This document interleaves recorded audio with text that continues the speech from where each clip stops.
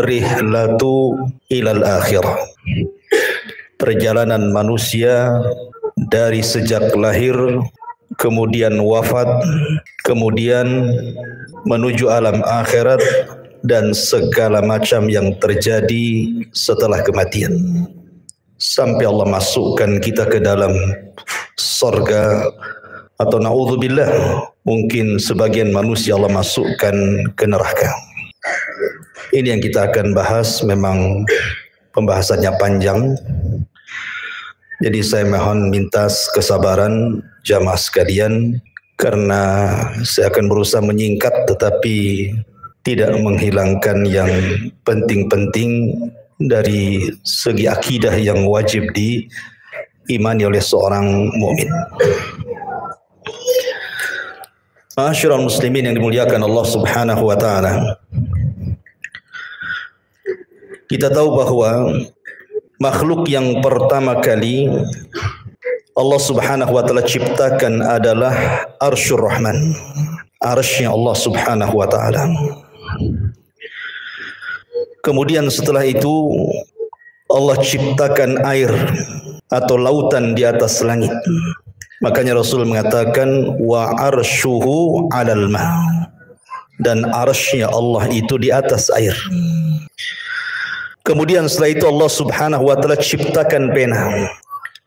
Dan Allah Subhanahu wa taala katakan kepada pena atau kolam, uktub kulla syai'in ila yaumil qiyamah. Catat segala sesuatu yang akan terjadi sampai kiamat dibangkitkan. Maka kolam pun kemudian mencatat segala sesuatu yang kemudian diletakkan di sebuah papan yang disebut dengan lauh, dan papan tersebut dijaga oleh para malaikat sehingga disebut Lauhil Mahfuz. Maka setelah itu Allah Subhanahu wa taala menciptakan yang lainnya, termasuk menciptakan langit dan bumi dalam 6 hari. Dimulai hari Ahad, Allah ciptakan bumi 2 hari, Ahad dan Senin. Kemudian setelah itu Allah Subhanahu wa taala ciptakan langit hari Selasa dan Rabu. Kemudian Allah Subhanahu wa taala kembali ke bumi dan Allah ciptakan segala sesuatu yang dihajatkan makhluk yang akan tinggal di bumi, seperti lautannya, hutan-hutannya, binatang-binatangnya, dari hari Kamis ke hari Jumat. Itulah yang disebutkan dalam Al-Quran bahwa Allah menciptakan langit dan bumi itu fi sittati ayyam, pada 6 hari. Makhluk yang berakal pertama yang Allah ciptakan adalah malaikat. Kemudian setelah itu jin. Baru makhluk yang berakal terakhir adalah manusia, dimulai daripada Adam alaihi salatu wassalam. Dan tertib ini berdasarkan sabda Nabi, khuliqatil malaikatu min nur wa khuliqatil jan min marijim min nar wa khuliqa lakum wa khuliqa Adam mimma wusifa lakum. Diciptakan malaikat dari cahaya, diciptakan jin dari ujung nyala api, dan diciptakan Adam sebagaimana yang Allah sifatkan kepada kalian. Sepertilah bentuk Adam alaihi salatu wassalam. Tapi tentu penciptaan Adam akan berbeda dengan anak turunannya, karena Adam diciptakan oleh Allah Subhanahu wa taala secara langsung, di mana Allah Subhanahu wa taala perintahkan malakul maut untuk mengambil tanah-tanah dan sifat-sifat tanah yang ada di bumi. Kemudian diangkat ke langit dan dibentuk. Setelah dibentuk sedemikian rupa, sehingga Allah katakan laqad khalaqnal insana fi ahsani taqwim, kami ciptakan manusia itu seindah-indahnya bentuk. Maka Allah Subhanahu wa taala tiupkan ruh, dan Allah perintahkan malaikat untuk sujud kepada Adam. Wa idz qala rabbuka lil malaikati isjudu li Adam fasajadu illa iblis. Dan ketika Allah perintahkan kepada para malaikat sujudlah kepada Adam, semua malaikat sujud kecuali iblis. Iblis tidak mau sujud. Dari sinilah penciptaan Adam sejak saat itu memiliki musuh yang disebut dengan iblis. Sebagian ulama mengatakan iblis ini dari kalangan malaikat yang maksiat.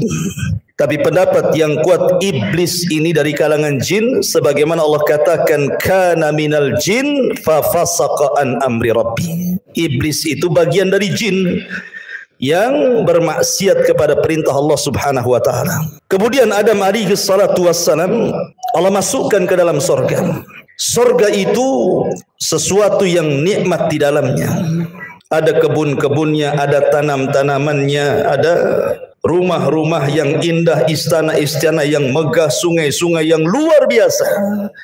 Namun karena Adam hidup sendirian, Adam ketakutan di surga. Sehingga Allah Subhanahu wa taala kehendaki untuk menciptakan satu makhluk yang akan menemani Adam di surga. Tidurlah Adam. Tiba-tiba Allah ambil tulang rusuk yang paling atas yang dekat jantung, yang paling bengkok sebelah atas, kemudian diciptakan Hawa dari tulang itu. Makanya Rasul mengatakan khuliqatil mar'atu min dila'in. Manusia, wanita itu diciptakan dari tulang rusuk yang paling atas, yang paling bengkok, yang dekat dengan jantung. Tiba-tiba Adam bangun, rupanya di sampingnya ada Hawa. Adam kaget dan mengatakan, "Man anti, siapa anda?"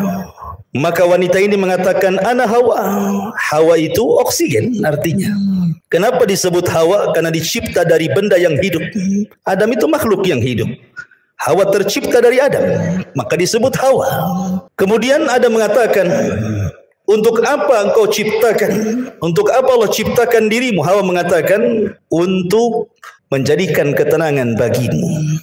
Dari sini Allah katakan, "Wa min ayatihi an khalaqa lakum min anfusikum azwaja litaskunu ilaiha wa ja'ala bainakum mawaddatan wa rahmah. Inna fi dzalika laayatin liqaumi yatafakkarun." Kalau dengar ayat ini rasanya ingat waktu kawinnya. Dan ini ayat yang biasa dibaca orang kalau menikah ya. Khutbah nikahnya mesti baca ayat ini.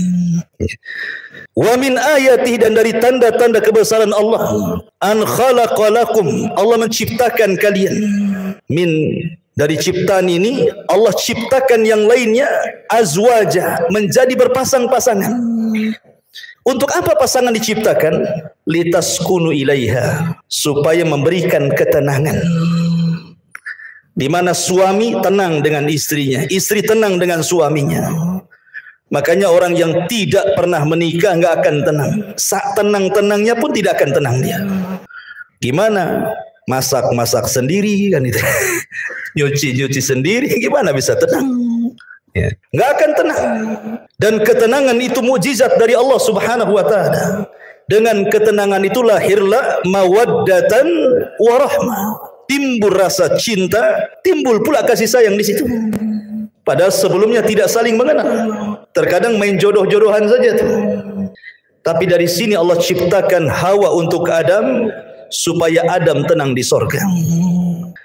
Tapi dengan hikmah Allah Subhanahu wa taala yang Allah kehendaki, yang sudah dicatat di Lauhil Mahfuz, Adam pun harus melakukan satu maksiat di sorga. Ketika Allah Subhanahu wa taala katakan wala taqraba hadhihi syajarah, jangan dekat-dekat pohon ini. Dekat saja tidak boleh, apalagi makan. Begitu bahasa Quran. Seperti Allah mengatakan wala taqrabu zina. Dekat zina saja tidak boleh, apalagi berzina. Karena kalau sudah mendekat pasti melihat. Kalau sudah melihat penasaran. Kalau penasaran ingin pula mencicipi. Akhirnya kemudian memakannya. Ada kisah Israiliyat.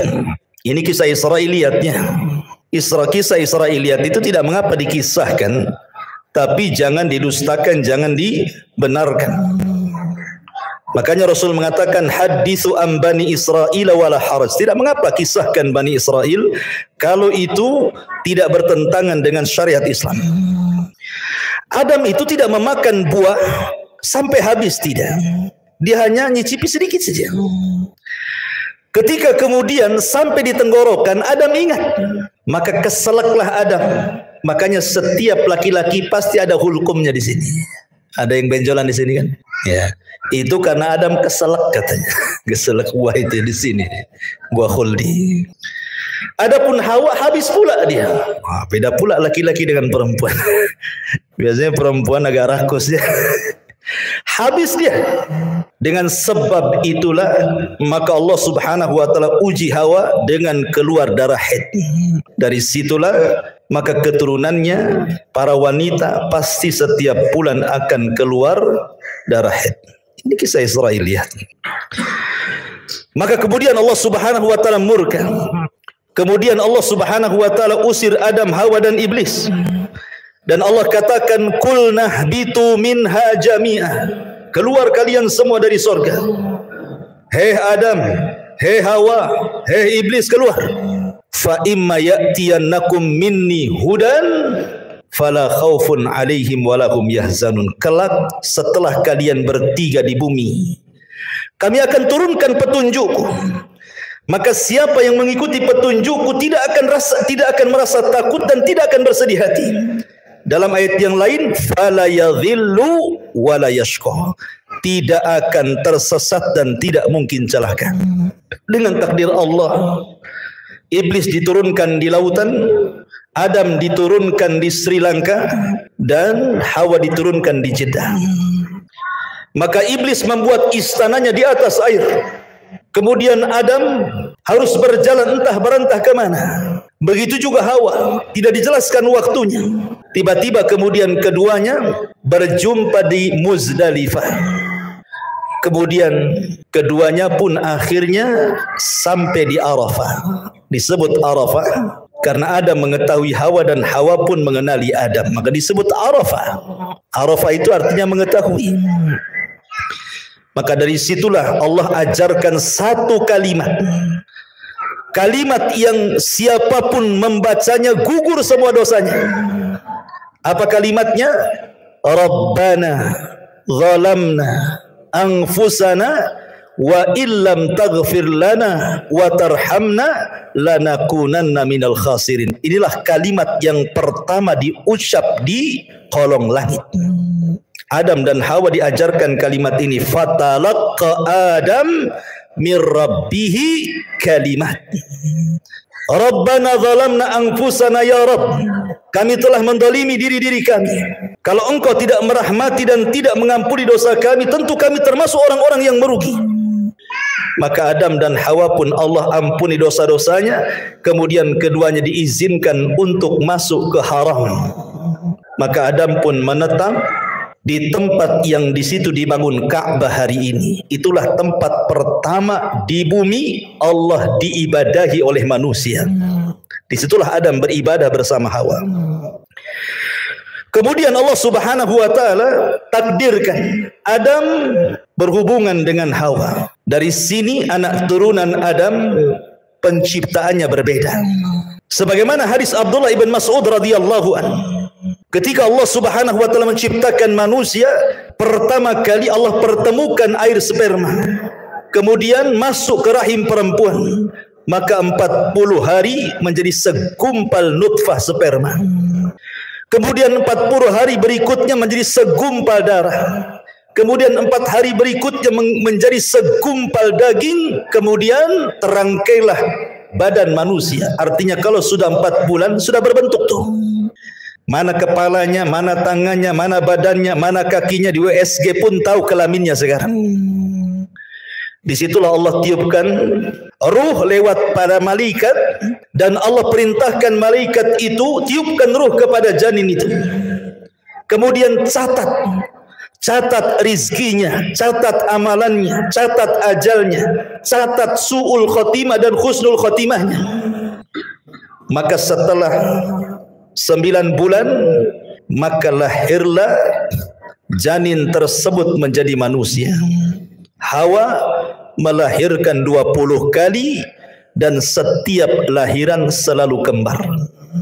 Sehingga putra Adam berjumlah 40, 20 laki-laki dan 20 perempuan. Kemudian setelah anak-anak Adam kemudian besar, kita tahu bahwa tujuan diciptakan manusia itu disebut khalifah. Karena Allah yang mengatakan, inni ja'ilun fil ardi khalifah. Apa sih khalifah itu? Khalifah itu artinya yakhlufu ba'duhu ba'dha. Artinya manusia ini makhluk yang bergenerasi. Meninggal generasi pertama, lahir generasi kedua. Meninggal generasi kedua, lahir generasi ketiga, dan begitu seterusnya. Itu disebut khalifah. Sehingga Adam harus punya keturunan, karena Adam tidak mungkin hidup selamanya. Anak-anaknya pun tidak mungkin hidup selamanya. Makanya Allah syariatkan kepada anak-anak Adam untuk menikah, tetapi dengan cara silang, di mana masing-masing kembaran tidak boleh menikah dengan kembarannya, tetapi disilangkan dengan kembaran orang lain. Maka anak terbesar Qabil dan adiknya Habil diperintah untuk menyilang. Tiba-tiba Qabil terfitnah oleh iblis. Iblis datang kepada Qabil, mewaswasi Qabil, karena selama ini iblis berusaha untuk menggoda Adam dan Hawa. Adam dan Hawa sudah kapok, tidak mungkin digoda lagi. Cukuplah godaan terjadi di sorga, sehingga iblis tidak bisa menggoda Adam dan Hawa. Akhirnya yang digoda adalah anak turunannya. Datang kepada Qabil dan mengatakan, jangan mau. Itu kembarannya si Habil itu jelek, kembaranmu cantik. Ngapain kau dapat jelek? Bagus dapat yang cantik. Dari sini kita tahu tabiat laki-laki itu suka yang cantik. Kalau perempuan ganteng itu bonus, yang penting kaya, ya kan? Cukup, gitu ya. Kalau perempuan, kalau laki-laki yang penting cantik walaupun kere. Akhirnya kemudian Qabil menolak, seolah-olah ini putusan bapaknya, bukan putusan Allah. Adam bukan ayah yang diktator. Dia berdoa kepada Allah untuk mencari solusi. Maka Allah Subhanahu wa taala perintahkan keduanya untuk berkurban. Dan Allah katakan, watslu alaihim naba abnai adam bil haqq idh qarraba qurbanan fatuqbila min ahadihima wa lam yutaqabbal minal akhar. Ya Muhammad, bacakan kepada mereka tentang kisah dua putra Adam yang dua-duanya berkorban untuk memperebutkan pasangannya. Allah terima salah satunya dan Allah tolak yang lainnya. Yang ditolak korbannya adalah Qabil, yang diterima korbannya adalah Habil. Qabil marah dan mengatakan, la aqtulannak, saya akan bunuh kamu. Karena Habil mewarisi sifat Adam. Dia mengatakan, la imbasatta yadaka litaqtulani ma ana bibasiti yadiya ilaika liaqtulaka inni akhafullah. Kalau engkau hendak membunuhku silahkan, tapi aku tidak akan membunuhmu karena aku takut kepada Allah Subhanahu wa taala. Betul, Qabil berhasil membunuh Habil. Inilah pembunuhan pertama yang disebabkan hasad pertama di alam semesta. Meninggal Habil. Qabil bingung bagaimana cara penyelenggaraan jenazah, karena kan belum pernah ada orang mati saat itu. Baru Habil orang yang pertama kali mati. Mau diapakan jasad ini? Akhirnya kemudian Qabil melihat ada burung gagak yang sedang berkelahi dengan temannya. Kemudian dibunuh salah satunya. Kemudian dengan tangannya dikorek-koreklah tanah itu. Kemudian dimasukkan kawan yang dibunuhnya. Kemudian dipendam lagi. Kata Qabil, duhai kiranya aku bisa mengambil pelajaran dari gagak itu. Akhirnya dia pun menguburkan abangnya Habil seperti menguburkan burung gagak yang membunuh temannya. Singkat cerita, Adam pun sedih, maka Qabil pun mengambil kembarannya kemudian berpisah dari kelompok Adam. Adam di atas perbukitan, Qabil pun membawa pasangannya ke lembah yang ada di bawah. Terjadilah dua kelompok, kelompok atas perbukit dan kelompok bawah di lembah. Maka kemudian Adam pun meninggal, Hawa pun meninggal. Maka wasiat-wasiat Adam terus akhirnya ditanamkan di anak didiknya sampai kepada Allah angkat nabi kedua setelah Adam, namanya Syis. Syis inilah yang menjaga kabilah Adam. Sementara tidak diutus nabi kepada kabilah Qabil. Rusaklah Qabil dan semua anak cucunya. Dari sini terjadi antara hak dan yang batil sudah ada. Tapi ingat, belum terjadi kesyirikan di zaman itu. Mereka masih menyembah Allah. Cuman rusak moralnya saja.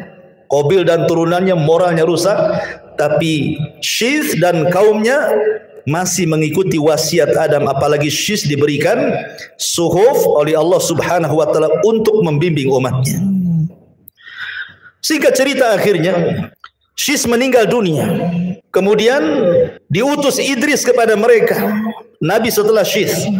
Maka Idris terus berusaha untuk mendakwahi kaumnya dan kaum anak turunan Qabil. Sampai akhirnya era Nuh alaihi salatu wassalam. Kemudian terjadi bandang banjir yang luar biasa, adab sebagai kaum Nuh. Akhirnya tidak ada yang hidup kecuali perahu Nabi Nuh. Lah Nuh itu punya 3 putra. Namanya Syam, Ham dan Yafis. Setelah kapal Nuh kemudian bersandar di bukit Judairah, kemudian 3 putra Nuh ini menyebar ke seantero dunia. Syam melahirkan keturunan Arab, Ham melahirkan orang-orang yang berkulit hitam, kemudian Yafis ke daratan Afrika, ke daratan Asia, lahirlah kita-kita ini, turunan Yafis. Maka menyebarlah manusia kemana-mana. Kemudian diutus para nabi, 120.000 nabi diutus oleh Allah Subhanahu wa taala. 315 rasul Allah utus ke permukaan bumi. Walaupun Al-Quran hanya mencatat 25 nabi dan rasul, 18 nama diantaranya tercantum dalam satu surat, suratul An'am, dan lebihnya tersebar di beberapa ayat di beberapa surat dalam Al-Quran, sehingga genap menjadi 25 nabi dan rasul. Itu yang kita kenal. Yang tidak kita kenal banyak, ribuan nabi-nabi yang diutus kepada Bani Israel, sampai ditutup dengan kerasulan nabi kita Nabi Muhammad sallallahu alaihi wa ala alihi wasallam. Ma'asyiral muslimin yang dimuliakan Allah Subhanahu wa taala. Ketika kemudian Nabi sallallahu alaihi wasallam diutus, artinya sudah tidak ada nabi lagi, tidak ada rasul lagi, karena dialah penutup para nabi dan rasul. Di sini kita baru pahami ayat Al-Quran yang pertama kali saya baca tadi, fa imma ya'tiyannakum minni hudan fala khaufun alaihim walahum yahzanun. Siapapun yang mengikuti petunjukku, kata Allah, dia tidak mungkin takut dan tidak mungkin bersedih. Apa mana petunjuk di sini? Mana petunjuk di sini? Allah akan turunkan para nabi. Allah akan turunkan kitab-kitab langit. Kitab langit itu jumlahnya 104. Yang 4 ma'ruf di sana ada Taurat, ada Zabur, ada Injil, ada Quran, dan yang 100 tidak ma'ruf. Allah hanya menyebut dengan kalimat suhuf, sehingga Allah mengatakan di dalam suratul A'la, inna hadza la fi suhufil ula suhufi Ibrahim wa Musa. Maka siapapun yang mengikuti petunjuk tidak mungkin tersesat, tidak mungkin celaka di zamannya. Ketika Allah turunkan kitab Taurat, kemudian diberikan kepada Musa, itulah petunjuk Allah. Maka di zaman itu siapa yang mengikuti Musa dan Taurat tidak mungkin sesat, tidak mungkin celaka. Kemudian datang era Zabur dan Daud. Maka siapapun yang mengikuti Zabur dan juga Daud di zamannya, maka mereka tidak mungkin sesat dan celaka. Kemudian datang era Injil dan Isa. Maka siapapun yang mengikuti Injil dan Isa di zamannya tidak mungkin sesat dan celaka. Kemudian yang terakhir Allah turunkan Al-Quran dan Allah utus Nabi kita Muhammad sallallahu alaihi wasallam. Maka siapapun yang mengikuti Nabi sallallahu alaihi wasallam dan Al-Quran, fala yadhillu wala yasqa, tidak mungkin sesat dan celaka. Tetapi setiap para nabi diutus kepada kaumnya, hanya nabi kita diutus kepada seluruh manusia, jinnya dan manusianya. Wa ma khalaqtul jinna wal insa illa liya'budun. Ma'asyiral muslimin yang dimuliakan Allah Subhanahu wa taala. Kondisi manusia. Allah Subhanahu wa taala berfirman dalam Al-Qur'an, inna sya'yakum lasyatta. Inna sa'yakum lasyatta. Fa amma man a'ta wattaqa wa saddaqa bil husna fasanuyassiruhu lil yusra wa amma man bakhila wastagna wa kadzdzaba bil husna fasanuyassiruhu lil usra. Kehidupan manusia akan berbeda-beda karena Allah mengatakan inna sa'yakum lasyatta. Usaha kalian itu berbeda-beda. Ada yang dalam hidupnya manusia ini betul-betul di atas ketaatan, tidak pernah maksiat kepada Allah. Dia melaksanakan perintah Allah dan menjauhi larangan. Dia berusaha untuk menghalalkan yang Allah halalkan dan menjauhi yang diharamkan Allah. Maka orang-orang yang seperti ini hidup sesuai dengan asal penciptaan manusia. Wa ma khalaqtul jinna wal insa illa liya'budun. Tetapi ada manusia itu yang cenderung kufur. Mereka tidak melaksanakan perintah, cenderung melanggar larangan, menghalalkan yang diharamkan, mengharamkan yang dihalalkan.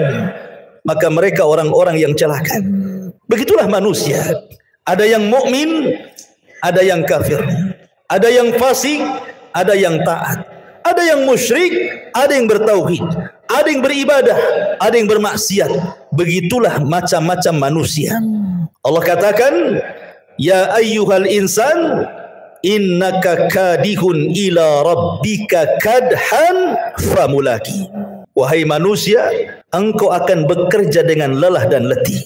Untuk apa? Ila rabbik, menuju Tuhanmu. Kadhan, dengan keletihan. Famulaki, dan engkau akan berjumpa dengan Allah subhanahu wa ta'ala.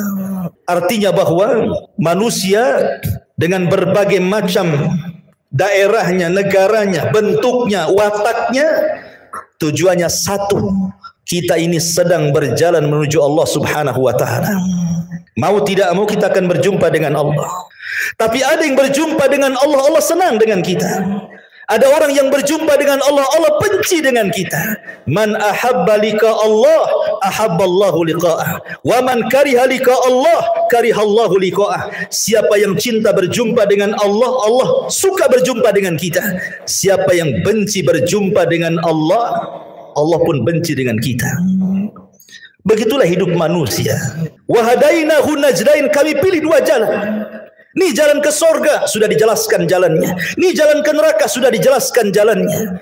Tidak ada satupun jalan, baik ke sorga atau ke neraka, semua sudah dijelaskan. Tidak ada. Wa mayatiru ta'irun fil hawa. Tidak ada satupun burung yang mengepakkan sayapnya di langit, kata Rasul, kecuali sudah dijelaskan ilmunya. Artinya, apapun yang mendekatkan diri ke sorga sudah dijelaskan. Apapun yang bisa menjauhkan dari neraka sudah dijelaskan. Sehingga tidak ada alasan Anda tidak bisa berhujah lagi di hadapan Allah subhanahu wa ta'ala.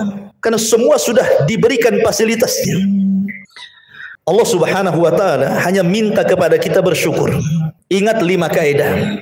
Al-ijad, al-i'dad, al-imdad, kemudian al-irsyad, al-is'ad. Pertama, ijad. Allah menciptakan langit dan bumi. Untuk siapa? Untuk kita. Ya. Allah ciptakan langit dan bumi itu untuk kita loh. Lihat matahari di langit. Untuk siapa? Untuk kita. Kalau nggak ada matahari, ibu-ibu nggak bisa jemur pakaian. Kan itu ya. Mungkin kalau nggak ada matahari, PLN sibuk tuh. Karena harus menerangi bumi 24 jam.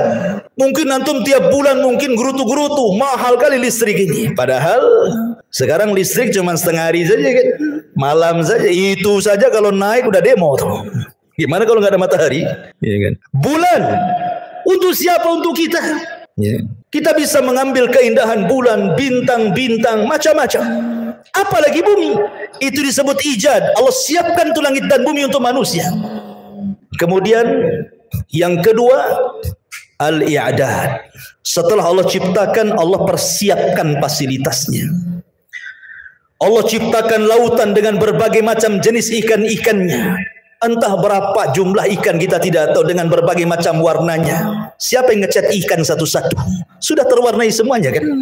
Nggak ada orang yang sanggup ngecat ikan satu lautan itu. Ada yang merah, ada yang hijau, ada yang macam-macam kan warna itu. Kalau bukan karena Allah. Allah ciptakan hutan dan berbagai macam tumbuh-tumbuhan dan buah-buahannya. Allah ciptakan kebun sawah dan Allah ciptakan berbagai macam biji-bijiannya. Allah ciptakan semuanya. Allah persiapkan fasilitasnya. Kemudian yang ketiga, al-imdad. Allah perbanyak. Satu pohon mangga, buahnya mungkin ada 100-200 mangga. Dari 300 atau 400 mangga yang di satu pohon itu kan semua ada bijinya tuh. Kalau seandainya dari 100 buah mangga di satu pokok mangga ini, bijinya ditanam semuanya, dari satu tumbuh 200. Ya kan? Bahkan ada satu buah itu bijinya ratusan tuh. Seperti buah apa tuh? Yang ratusan itu. Delima. Kan coba. Satu pohon delima nih. buahnya kan banyak. Ini satu buah saja kalau tertanam semua bijinya, tumbuh macam-macam delima. Itu artinya Allah tidak putus pohon sampai di situ. Ada generasi pohon yang jauh lebih banyak lagi dari turunannya. Itu namanya al-imdad. Allah tidak akan putus nikmatnya. Ikan, satu ikan lahir anaknya ratusan ikan. Dari ratusan ikan lahir lagi ribuan ikan. Nggak akan terputus. Itu namanya imdad. Allah tidak akan memutus nikmat. Kemudian setelah itu yang keempat al-irsyad. Allah arahkan manusia mana ikan yang bisa dimakan, mana yang tidak. Mana buah yang bisa dimakan, mana yang tidak. Mana daun-daunan yang bisa dilalap, mana yang tidak. Mana yang bisa dijadikan obat, mana yang tidak. Mana yang mengenyangkan, mana yang tidak. Irsyad diarahkan. Karena tidak semua bisa dimakan kan. Baru yang terakhir al-is'ad. Manusia dapat mengambil faedahnya. Dengan makan ini jadi kenyang. Makan itu jadi kenyang. Minum ini jadi sehat. Minum itu jadi hilang penyakit. Bahagia manusia. Allah itu sudah memberikan nikmat segalanya. Makanya Allah mengatakan fabi ayyi ala'i rabbikuma tukadziban. Nah, nikmat mana lagi yang akan kau dustakan? Nikmat mana lagi? Enggak ada ceritanya orang kelaparan kalau dia mau usaha. Orang tinggal datang ke sungai mancing dapat ikan dia. Sungai itu kan bukan milik orang. Lautan bukan milik orang. Bawa perahu nelayan tuh memanggil. Ada tiketnya masuk lautan? Nggak bisa, nggak ada. Mungkin di tengah lautan ada malaikat, kau bayar dulu baru kau. Nggak ada, ya kan? Anda tanam biji di sawah tuh, tinggal nunggu saja. Allah yang menghidupkan, bukan antum suruh niup-niup dia tumbuh, kan gitu ya? Tumbuh sendiri, kita tawakal saja tuh. Padi tumbuh, jagung tumbuh, semua tumbuh kan gitu. Siapa yang menumbuhkan? Allah.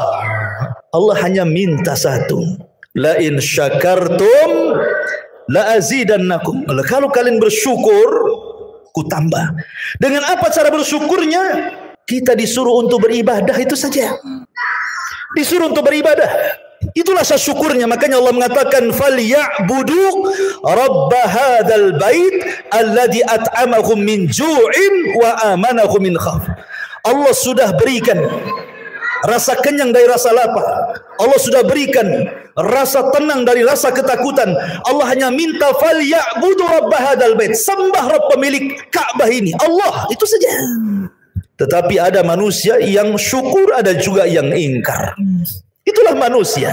Memang manusia diciptakan seperti itu. Ma'asyiral muslimin yang dimuliakan Allah Subhanahu wa taala. Allah Subhanahu wa taala tidak akan mengekalkan dunia. Dunia ini ada batas waktunya. Sejak zaman Adam alaihi salatu wassalam sampai diutusnya Nabi kita yang mulia alaihi salatu wassalam, artinya usia bumi itu semakin dekat dari kehancurannya.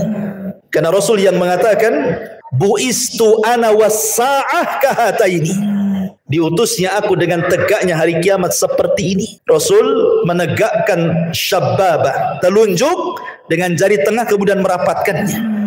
Artinya dekat sekali waktunya. Dan Allah Subhanahu wa taala Maha Adil.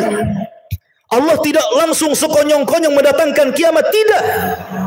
Allah tidak mendatangkan kiamat langsung tiba-tiba digempakan satu dunia, tidak. Allah itu adil, rahim kepada hamba-hambanya. Diberikan kesempatan untuk taubat, diberikan kesempatan untuk masuk surga dengan dikirim tanda-tanda kiamat kecil. Dan 90% lebih tanda-tanda kiamat kecil itu hampir semua sudah terjadi dan kita bisa saksikan setiap hari ada. Hanya mungkin 10% saja yang belum terjadi. Ya kurang lebih seperti itu. Artinya 90% sudah terjadi sejak zaman Nabi sampai hari ini. Karena tanda-tanda kiamat kecil itu ada yang terjadi di zaman Nabi dan tidak akan terulang. Seperti terbelahnya bulan. Itu di zaman Nabi saja, nggak mungkin terulang lagi. Ya. Kemudian diutusnya Rasul dan meninggalnya Nabi sekali saja, nggak mungkin Nabi dihidupkan lagi. Tapi ada tanda-tanda yang terus dari zaman Nabi sampai hari ini akan terulang. Seperti perzinahan, minum khamr, perjudian, dan begitu seterusnya. Tapi ada tanda-tanda kiamat kecil yang belum terjadi dan pasti terjadi. Dan ada tanda-tanda kiamat kecil yang diselipkan di antara tanda-tanda kiamat besar.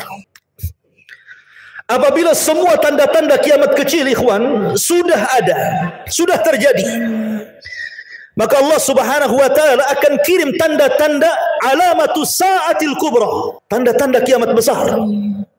Muqaddimahnya dengan khurujul Mahdi, keluarnya Imam Mahdi.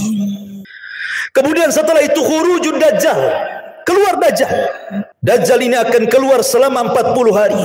Satu hari sama dengan setahun, hari kedua sama dengan sebulan, hari ketiga sama dengan sepekan, dan hari keempat sama dengan hari-hari waktu yang kita lalui.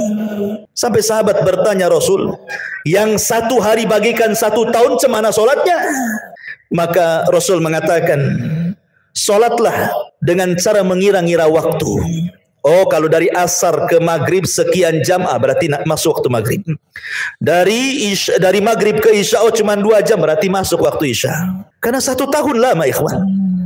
Dan dari sini menunjukkan Dajjal itu bukan hanya masuk ke daerah-daerah yang normal waktunya, tetapi juga masuk ke daerah-daerah kutub yang terkadang satu harinya lama sekali. Artinya tidak ada satu tempat kecuali diinjak Dajjal, kecuali Mekah dan Madinah. Kemudian Isa bin Maryam turun, diapit dengan 2 malaikat di menara putih sebelah timur Damaskus. Kemudian akan bergabung dengan tentara Al-Mahdi di Bukit Tur dan memerangi Dajjal. Dan Isa berhasil membunuh Dajjal, mematahkan salib, membunuh babi, dan berhukum dengan hukum keadilan. Banyak orang masuk Islam sebelum wafatnya Isa bin Maryam. Kemudian setelah fitnah Dajjal hilang, datang fitnah yang ketiga.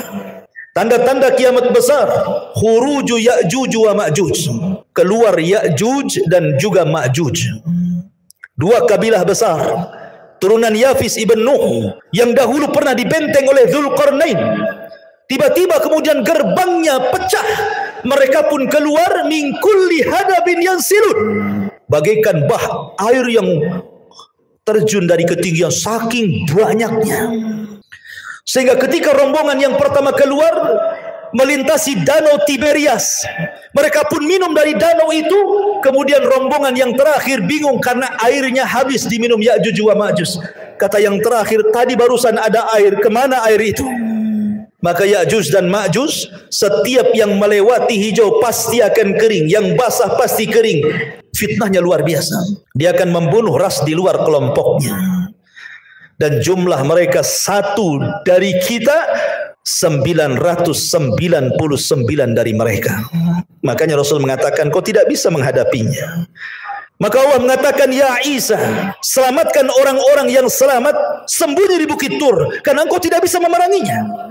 Akhirnya kemudian Ya'juj wa Ma'juj merusak di permukaan bumi, membunuh orang di luarasnya. Akhirnya dia sombong, kemudian mengatakan, qatalna man fil ardi sanaqtuluhu man fis sama, katanya. Aku sudah bunuh semua orang yang ada di bumi, sekarang yang di langit ku bunuh, katanya. Saking sombongnya. Akhirnya panahnya diarahkan ke langit, tombaknya diarahkan ke langit.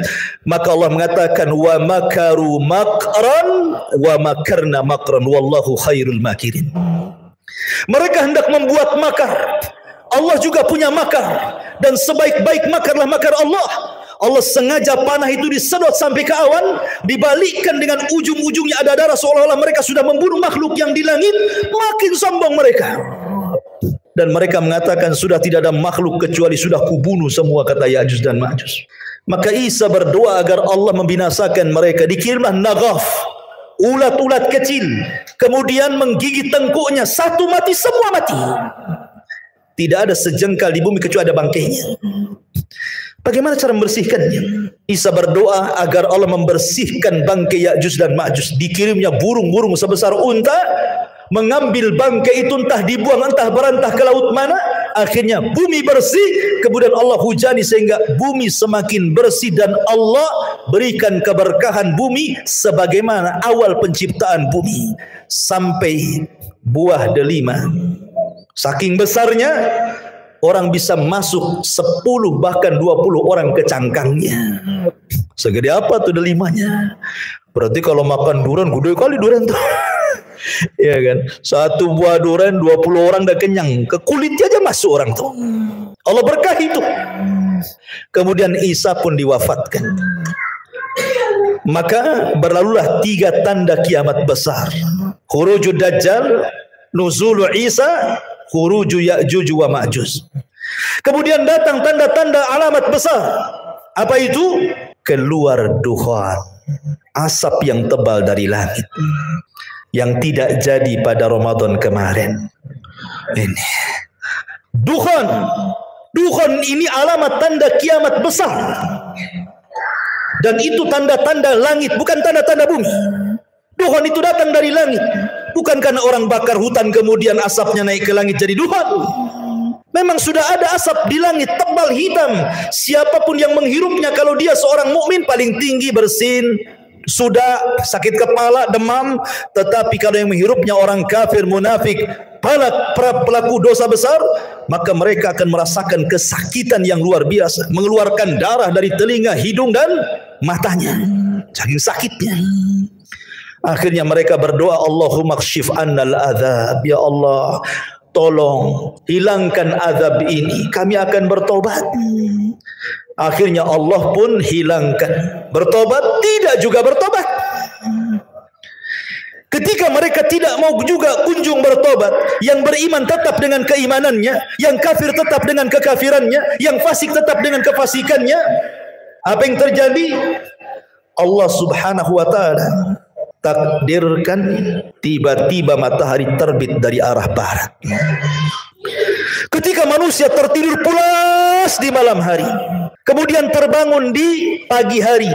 Biasa orang-orang yang beriman, mereka bangun subuh, kemudian mereka ke masjid, kemudian mereka sholat subuh. Coba tenangkan anak-anak di belakang itu. Ya. Ketika kemudian orang-orang yang beriman bangun di waktu subuh, biasa mereka bangun kemudian sholat subuh. Tetapi orang-orang kafir, fasik, munafik masih terlelap tidur. Sampai waktu sudah pagi, harusnya matahari terbit, matahari tak kunjung terbit. Ditunggu sampai waktu zuhur, tidak terbit juga. Ditunggu sampai waktu asar, tidak terbit juga. Harusnya ketika matahari terbenam, tiba-tiba muncul. Harusnya matahari itu terbenam, tiba-tiba muncul.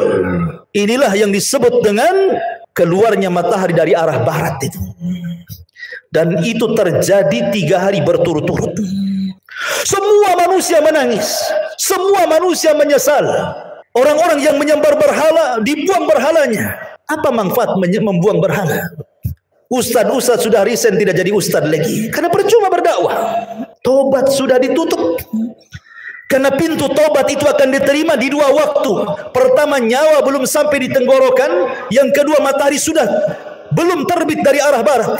Kalau sudah nyawa di tenggorokan, matahari terbit dari arah barat, maka Allah mengatakan, la yanfa'u imanukum, tidak akan bermanfaat iman kalian. Tidak akan bermanfaat iman kalian. Lalu apa gunanya bertobat? Maka kemudian setelah 3 hari, Allah munculkan dabatun minal ardh, binatang yang muncul dari perut bumi bisa bicara. Dalam hadis yang lemah, ada yang mengatakan kisah Israiliyat, tangan kanannya memegang stempel Nabi Sulaiman dan tangan kirinya membawa tongkat Nabi Musa. Setiap berjumpa dengan orang mukmin distempel dahinya, bercahaya mukanya. Setiap berjumpa dengan orang kafir dipukul dengan tangan kiri dengan tongkat Musa, gosong semua wajahnya. Dari situ hilang nama, yang ada hanya kalimat mukmin dan kafir. Dan tidak tersinggung kalau ada orang dikatakan mau kemana min, mau ke pasar fir. Nggak tersinggung. Kalau sekarang tersinggung. Orang kafir kita kafirkan saja, orang Islam tersinggung. Jangan dibilang kafir, bilang non muslim katanya. Kan itu ya.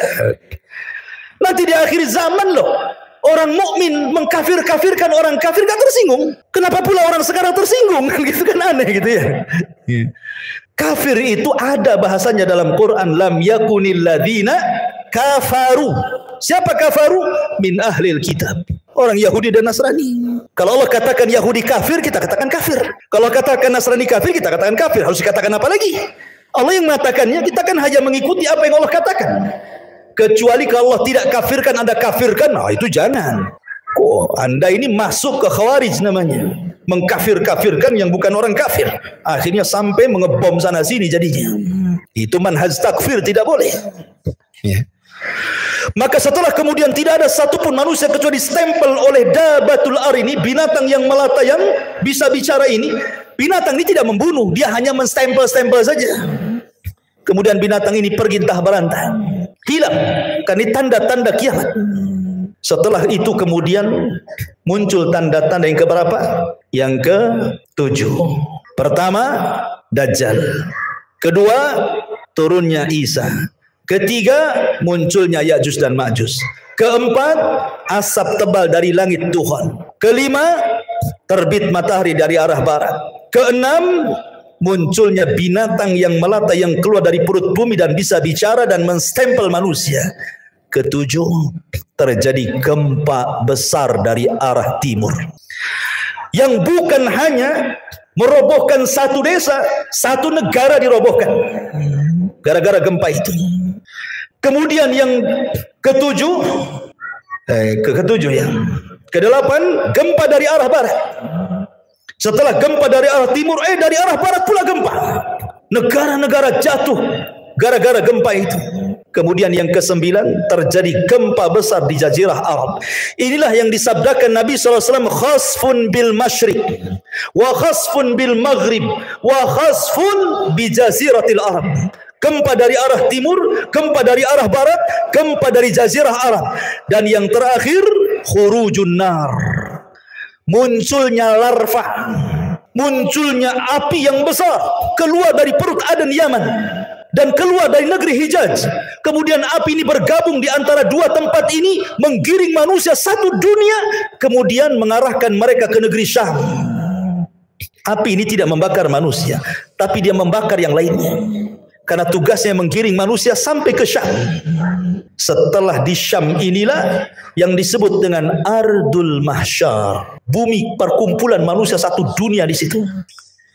Kemudian Allah kirim angin yang sepoi-sepoi, yang dingin banget angin ini. Angin ini masuk ke ketiak-ketiak orang yang masih punya iman walaupun sebiji zarah. Kemudian Allah cabut nyawanya sehingga tidak ada yang beriman lagi di permukaan bumi. Disinilah Nabi SAW mengatakan, la taqumu sa'ah illa ala syiraril khalqi. Tidak mungkin tegak hari kiamat kecuali orang-orang yang hidup di permukaan bumi tersisa orang-orang kafir. Orang yang beriman tidak akan merasakan kiamat karena sudah mati semua.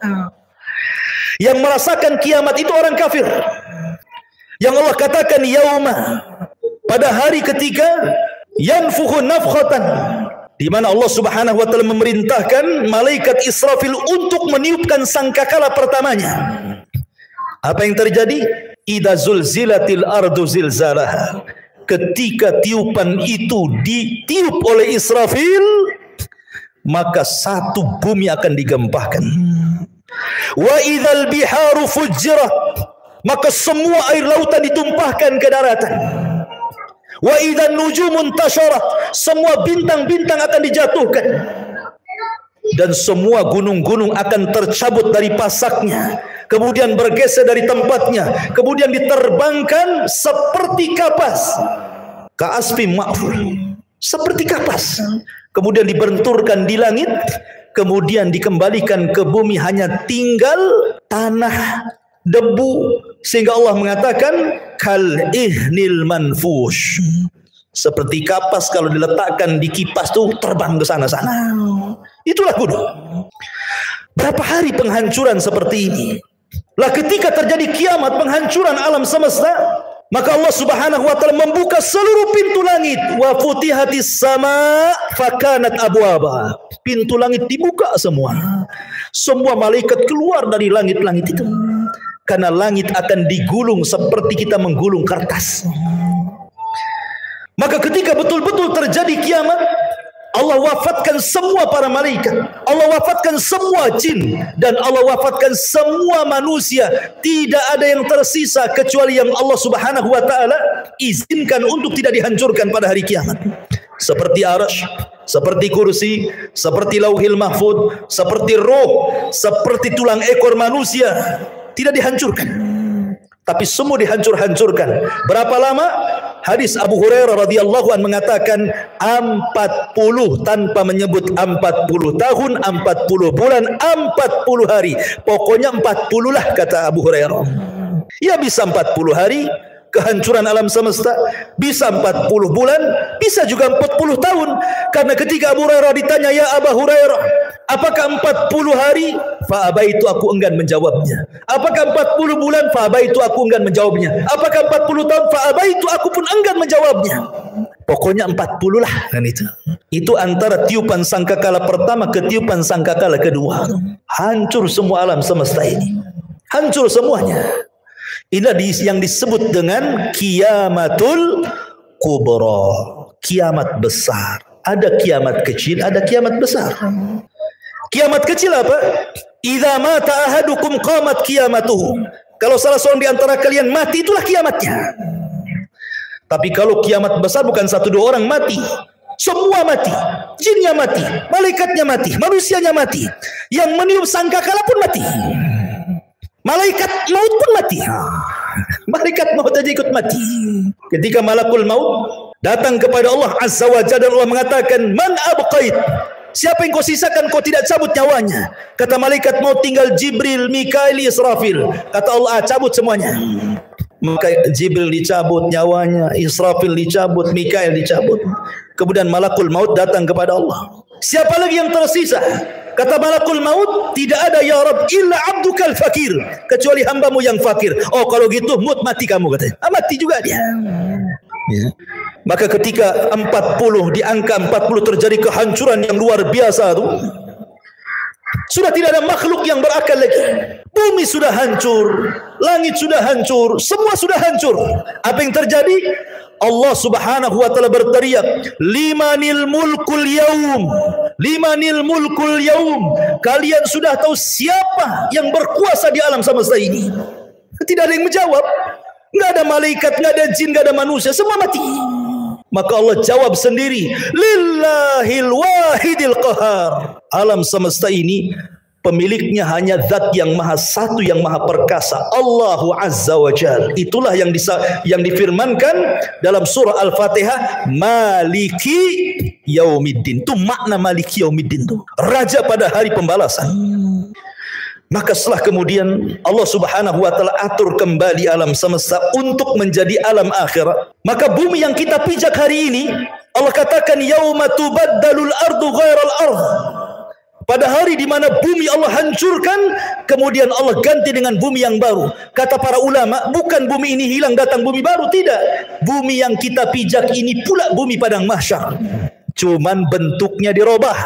Yang tadinya bulat kemudian dibentangkan.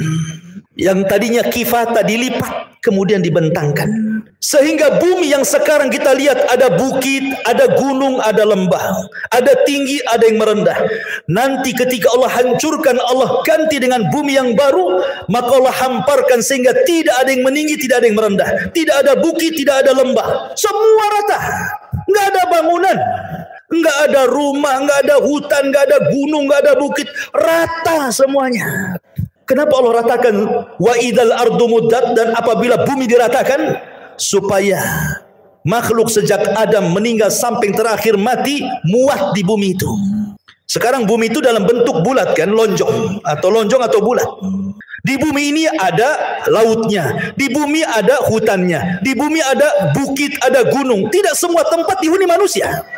Kalau seandainya bumi tidak dirubah, kemudian seluruh manusia dibangkitkan sejak Adam sampai yang terakhir mati, tidak akan muat bumi ini.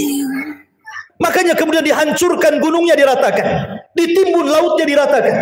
Tidak ada lembah, semua rata, sehingga kalau dibangkitkan semua akan muat di situ. Itulah padang mahsyar.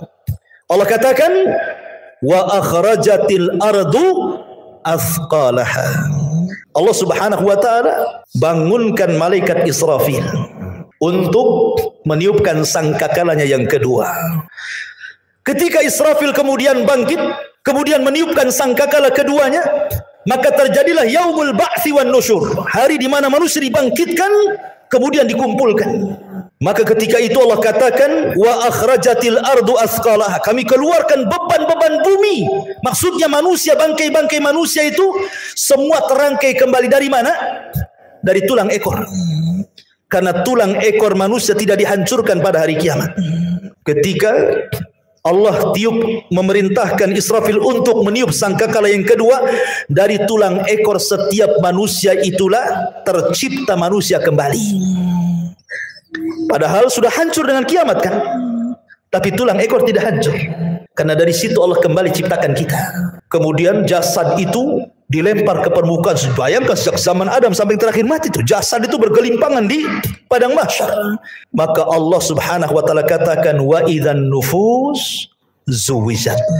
Apabila ruh dilesatkan dari illiyin kalau ruhnya orang yang beriman, kemudian dilesatkan dari sijin kalau ruhnya orang kafir, kemudian masuk ke jasad-jasad mereka tanpa tertukar jasadnya.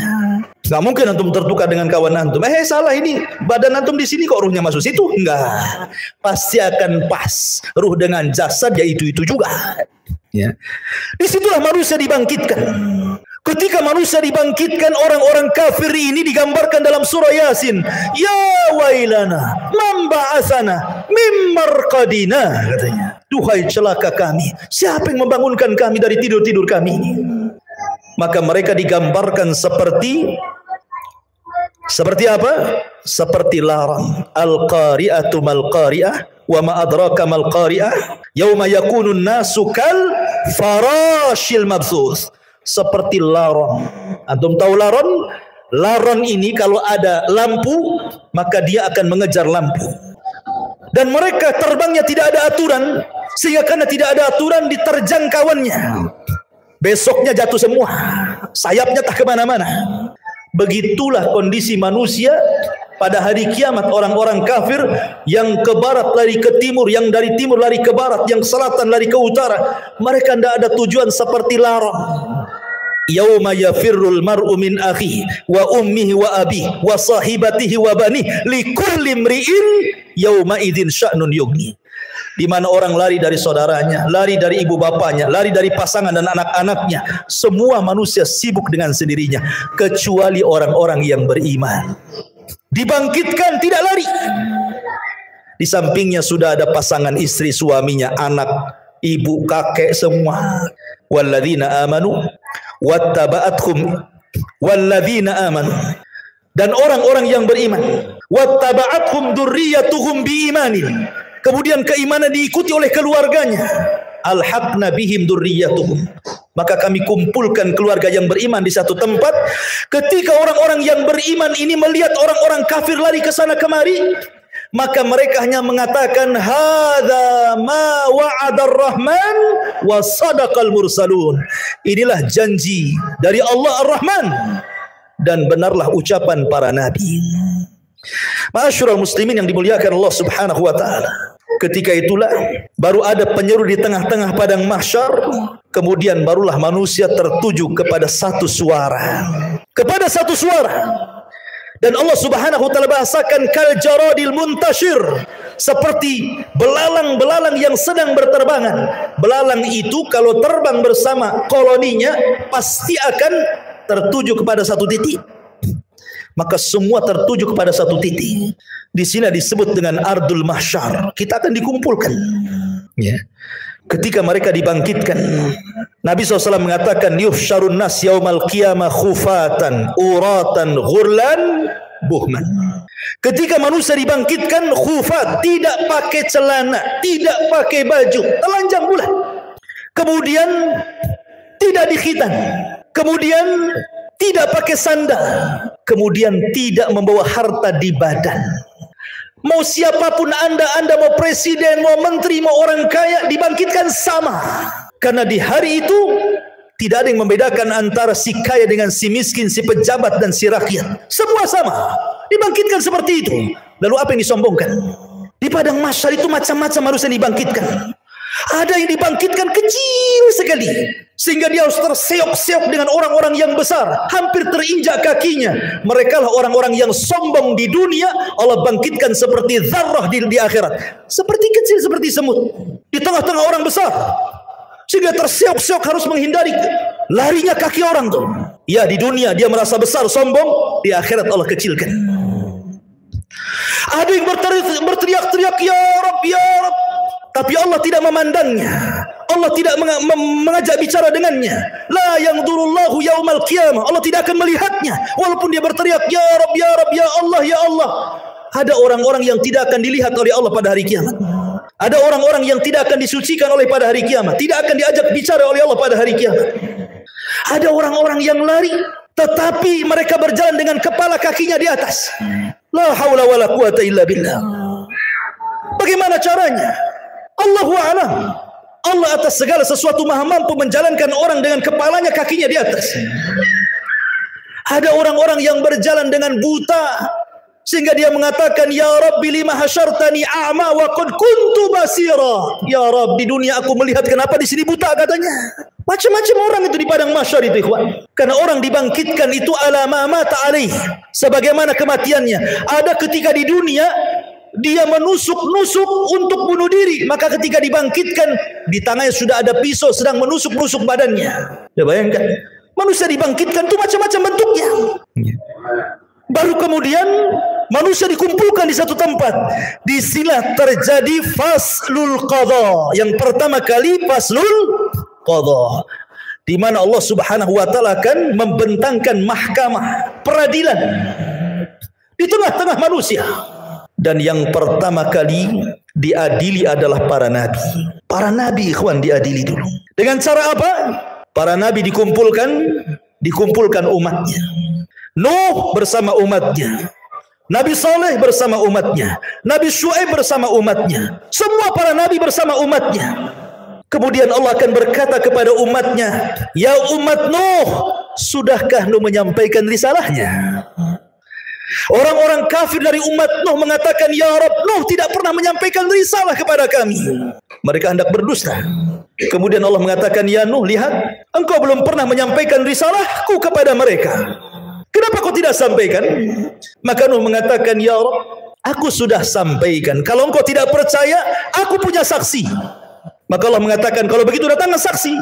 Maka Nuh alaihi salatu wassalam meminta kepada Rasul kita Muhammad sallallahu alaihi wasallam untuk menjadi saksi bahwa Nuh sudah menyampaikan risalahnya.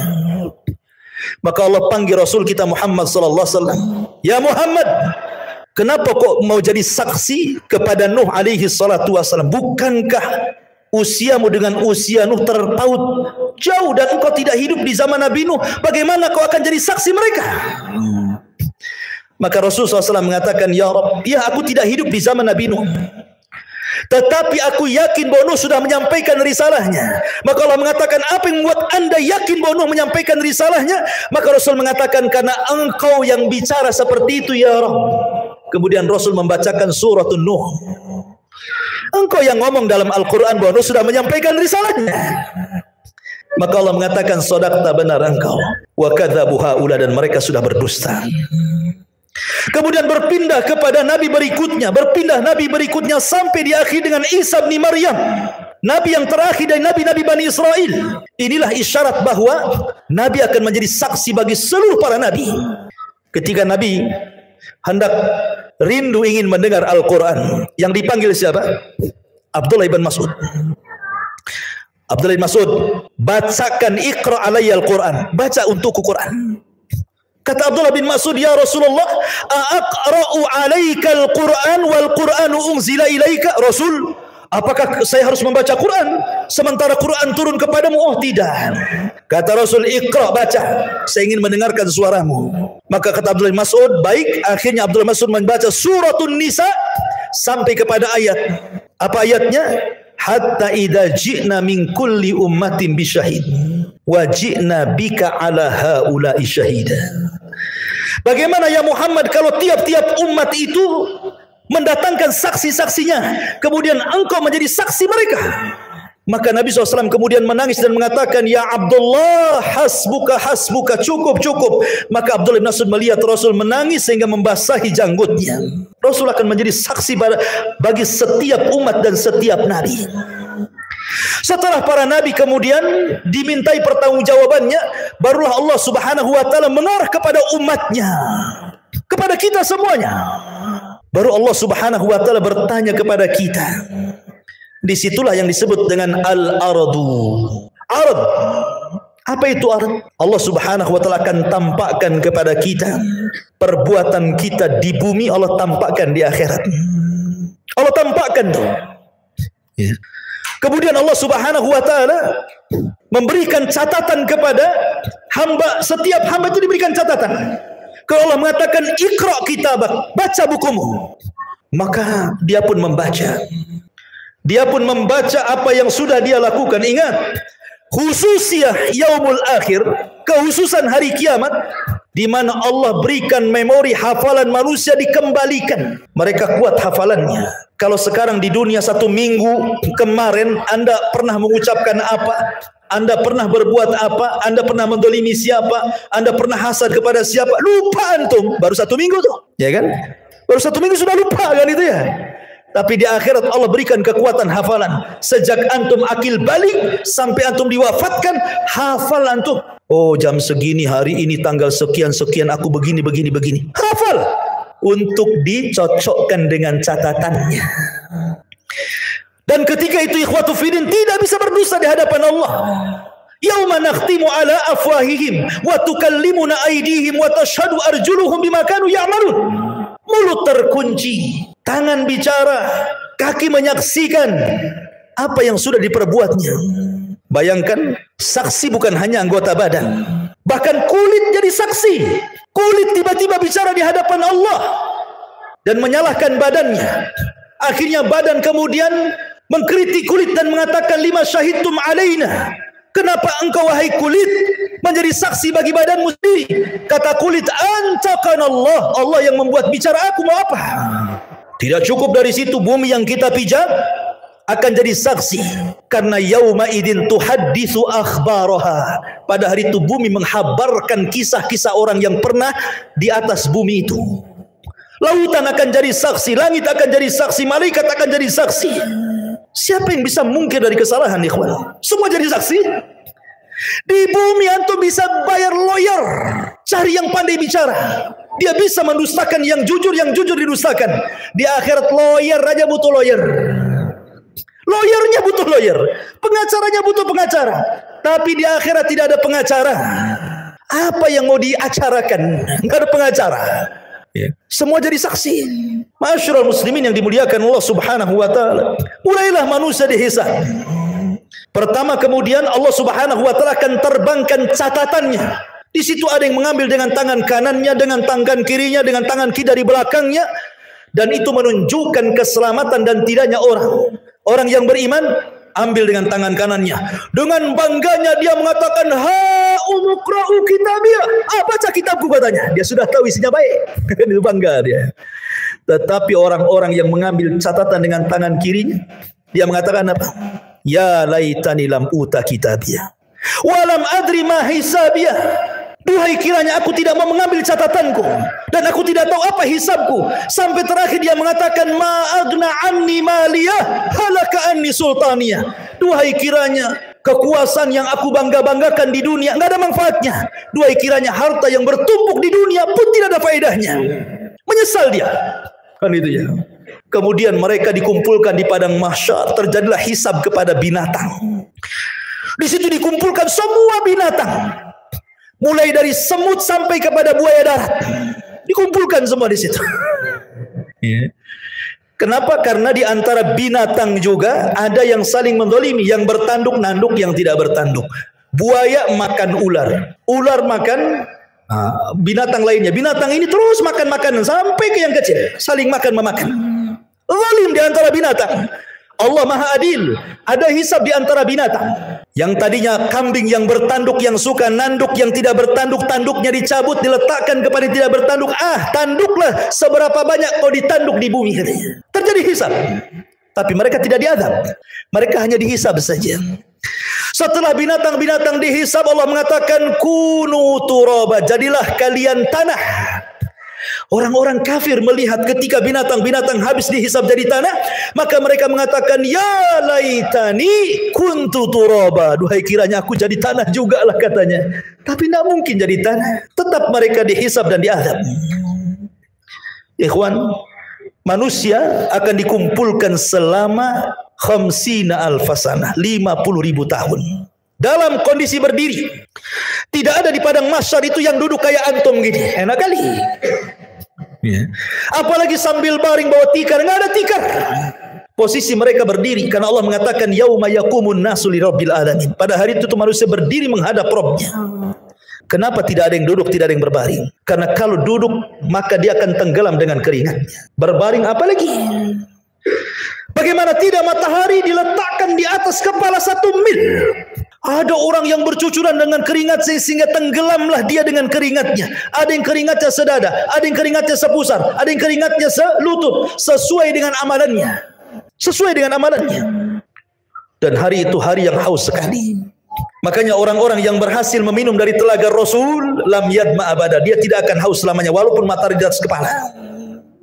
Likulli nabi haudun, setiap nabi punya telaga. Dan yang paling besar telaga Rasul, jumlah gelasnya sejumlah langit di bumi, sejumlah langit yang ada di, sejumlah bintang yang ada di langit. Warna telaganya lebih putih dibandingkan air susu, lebih manis dibandingkan madu. Siapa yang meminumnya tidak akan haus selamanya. Adakah dari umat Rasul yang tidak akan minum? Ada. Ketika ada orang-orang yang hendak mendekati telaga Rasul di padang mahsyar itu, tiba-tiba dihalau para malaikat. Kemudian Rasulullah SAW berteriak-teriak, ummati, ummati, ya Rabb, itu kan umatku, biarkan mereka minum. Lihat bagaimana rahmatnya Rasul pada umatnya. Tapi Allah mengatakan, ya Muhammad, innaka la tadri ma ahdatsu ba'daka, innahum ghayyaru wa baddalu. Hai Muhammad, kau enggak tahu apa yang terjadi dengan umat mereka, sudah merubah-rubah petunjukmu, sudah merubah-rubah sunnahmu. Biarkan mereka tidak minum. Masyarul muslimin yang dimuliakan Allah Azza wa Jalla. Manusia akan tenggelam dengan keringatnya. Kemudian manusia pun bingung karena mereka harus berdiri. Entah apa yang harus dilakukan mereka. Mereka menunggu faslul qadha. Bagaimana putusan Allah kepada mereka, masih bingung. Akhirnya mereka pun berjalan kepada Adam, ya Adam, engkau kan bapak kami. Mintalah syafaat kepada Allah. Tidakkah kau lihat? Tidakkah kau iba kepada kami? Kami sulit di sini. Kata Adam, aku nggak bisa nolong kalian. Pergi ke Nuh. Berangkatlah mereka ke Nabi Nuh alaihi salatu wassalam. Nuh juga i'tidar, tidak bisa memberikan syafaat.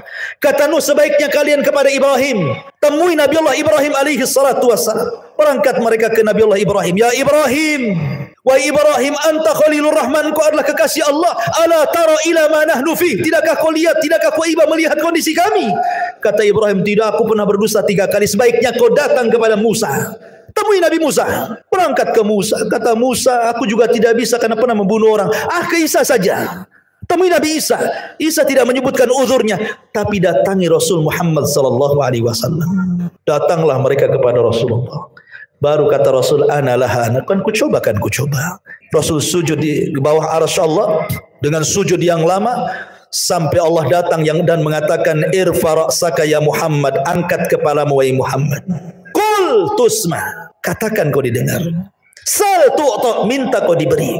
Isfa tu syafa, minta syafaat kau diberikan syafaat. Masyarul muslimin yang dimuliakan Allah Azza wa Jalla. Kembali kepada proses hisab. Hisab ini ada 2 macam. Ada yang disebut dengan hisaban yasira, hisabnya mudah.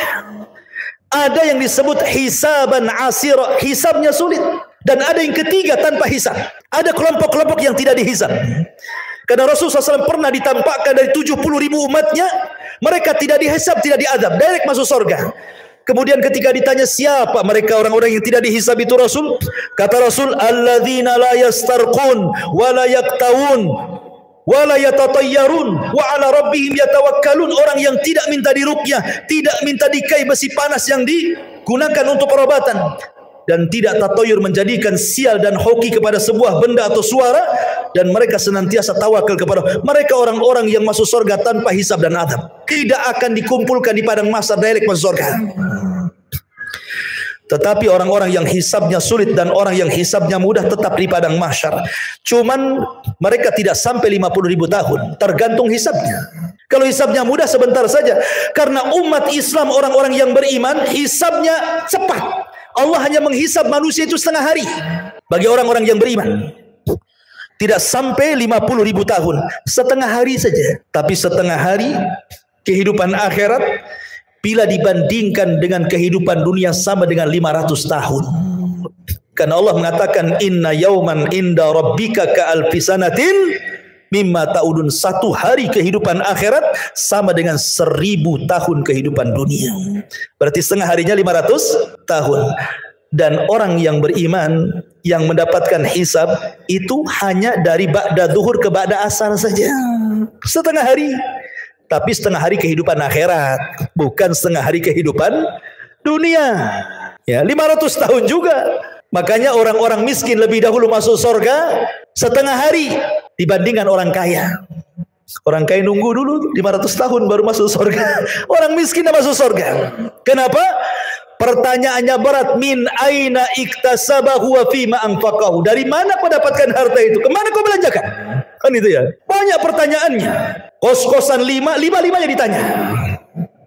Kan itu ya. Antum punya apa lagi? Mobil 3. Direntalkan, semua ditanya. Dari mana kau beli mobil itu? Kemana kau belanjakan? Semua ditanya. Akan ditanya semuanya. Satu hari antum belanja seberapa kali ke mall itu? Ditanya. Kan itu. Emang nggak ditanya dibelanjakan? Semua ditanya. Ini makanan yang kita makan ditanya. Minuman yang kita minum ditanya. Makanya Allah mengatakan falyangduril insan ila ta'ami. Hendaklah manusia melihat kepada makanan yang dimakannya. Karena semua akan ditanyakan. Allah mengatakan dalam Al-Quran, dalam surah Al-Hakumut Takatsur, la tus'alunna yawma idzin 'anil na'im. Akan ditanya pada hari kiamat itu semua nikmat yang Allah anugerahkan kepada kita. Ingat, hisab itu ada 2 cara. Orang yang berdebat dalam hisab celaka dia, pasti masuk neraka. Man nukisha fil hisab halak, kata Rasul. Orang yang melakukan perdebatan dengan Allah ketika hisab celaka dia. Maksudnya apa? Allah akan mengatakan, dulu ku beri mata kau, sudah kau syukuri mata-matamu? Jawab. Maka dia mengatakan, belum ya Rabb. Dulu ku beri telinga, itu sebagai amanah. Kau gunakan untuk apa telingamu? Untuk maksiat kau untuk taat? Oh, untuk maksiat ya Rabb. Terjadi dialog. Ya. Kalau terjadi munakosah dialog seperti ini, celaka orang ini. Tetapi kalau yang kedua ini tidak terjadi dialog, dia hanya mengiyahkan saja kata Allah, bukankah dulu di bumi aku berikan begini? Iya. Bukankah dulu di bumi aku berikan ini? Iya. Iya, gitu saja. Dia enggak bantah. Maka Allah mengatakan al-an satartuka wa ghafartu dzanabak. Al-an satartuka, sekarang kututupi dosamu. Wa ghafartu dzunubak, dan ku ampuni dosa-dosamu. Ini hisaban yasira namanya. Hisab yang mudah, hanya ditanya tapi tidak perlu jawab. Tetapi yang memerlukan jawaban sehingga terjadi munakosah dialog antara Allah dengan kita, ini celaka orang ini. Ya, pasti binasa orang ini. Hisabnya sulit. Ketika semua sudah dihisab, maka datanglah mizan timbangan. Barulah timbangan. Faman thaqulat mawazinu fahuwa fi 'ishatir radiyah wa man khaffat mawazinu fa ummuhu hawiyah wa ma adraka ma hiya narun hamiyah. Siapa yang berat timbangan baiknya, maka dia dalam kehidupan yang diridai masuk surga. Tapi siapa yang berat timbangan buruknya, dipastikan masuk neraka. Ma'asyiral muslimin, setelah terjadi penimbangan amal, maka manusia mulai dikelompokkan tuh dengan sesembahannya masing-masing. Nyembah apa antum di bumi? Nyembah pohon, bersama pohon itu. Nyembah ular sendok, bersama ular sendoknya. Nyembah apa lagi? Batu, bersama batunya. Semua orang dikumpulkan dengan sesembahannya. Dan ketika orang-orang kafir, orang munafik, orang yang beriman sudah terkelompok-kelompok, maka Allah mengatakan wasiqal ladzina kafaru ila jahannam zumara. Giring orang-orang kafir itu, masukkan ke neraka saja. Mereka tidak akan sempat meniti siratal mustaqim. Padahal Allah mengatakan wa in kuntum illa waridha, kalian pasti akan melewatinya. Tapi orang kafir direct masuk neraka, tidak ada lintas melintasi siratal mustaqim. Ketika semua orang-orang musyrik, orang kafir sudah Allah masukkan ke neraka, tinggal mukmin dan munafik. Di sini Allah Subhanahu wa taala bagikan cahaya, setiap orang dapat cahaya. Cahaya itulah bekal kita meniti titian siratal mustaqim. Karena itu gelap. Neraka jahanam itu gelap. Karena titian itu terbentang di neraka jahanam. Karena Allah Subhanahu wa taala mengatakan wa jaa rabbuka wal malaku saffan saffa wa ji'a bi jahannam yauma idzin yatadzakkarul insan anna lahu dzikra. Ketika Allah datang menemui makhluknya di padang mahsyar, malaikat bersop-sop, Allah katakan Jahannam tarik ke sini. Jahannam pun ditarik. Jahannam punya 70.000 tali kekang. Satu tali kekang ditarik 70.000 malaikat. Besar. Ya. Kemudian di hadapan manusia, kemudian Allah bentangkan di situ siratal mustaqim, jisrun, jembatan yang terbentang di antara neraka Jahannam. Jembatan itu halus, lebih halus dibandingkan rambut, lebih tajam dibandingkan pedang. Bahkan jembatan itu akan berlenggak-lenggok, dia tidak diam dan licin. Hanya orang-orang yang ditakdirkan bisa melintasi titian itu. Dan yang pertama meniti jembatan itu adalah Nabi SAW. Ketika Nabi SAW sudah meniti sirat, maka Nabi akan berdiri di ujung titian yang sudah dia sampai di situ, di kontara. Setiap ada umatnya lewat, Rasul mengatakan, Ya Rabbi salim salim, Ya Rabb selamatkan, selamatkan, selamatkan, selamatkan. Saking kasihannya Nabi dengan kita. Ada yang melewati titian seperti kilat, sudah sampai di sana, gitu ya. Ada yang seperti angin, sudah di sana. Ada yang seperti kuda balap, sudah di sana. Ada yang seperti lari kencang. Ada yang merangkak-rangkak. Ada yang terkena kalalib. Ya, ada yang kemudian jatuh berdiri, ada yang kemudian nyemplung dari titian itu ke Jahannam. Kata Rasul ketika duduk bersama para sahabatnya, ada semacam bunyi besar, tur gitu ya. Kata Rasul mengatakan, tahukah kamu itu suara apa? Sahabat mengatakan, tidak tahu wahai Rasul. Itu batu segede unta 70 tahun yang silam jatuh dari titian dan baru sampai sekarang di intip neraka Jahannam. Artinya kalau orang jatuh dari titian sampai neraka itu 70 tahun itu baru sampai di dasar Jahannam. Naudzubillah. Ya. Ma'asyiral muslimin, maka satu persatu orang-orang munafik diberikan cahaya, orang-orang beriman diberikan cahaya. Orang munafik diberikan cahaya, kadang padam, kadang terang, kadang padam, kadang terang. Ketika berjalan mereka mengatakan, Naktabis min nurikum. Hei orang yang beriman, tunggu dulu, aku ikut cahayamu. Kata orang beriman, ambil lagi kau cahaya di belakang, katanya. Emang di dunia orang munafik bisa menipu orang-orang yang beriman. Yukhadi'una Allah walladzina amanu. Mereka menipu Allah dan orang-orang yang beriman. Di titian siratul mustaqim, orang yang beriman tidak mungkin ditipu lagi. Ya. Ma'asyiral muslimin, ketika semua terseberangi semuanya, sampailah mereka di sebuah tempat namanya Kontoroh. Kontoroh itu depannya pintu surga. Sampai di sini keletihan orang-orang yang beriman? Tidak. Di sini ada kisos.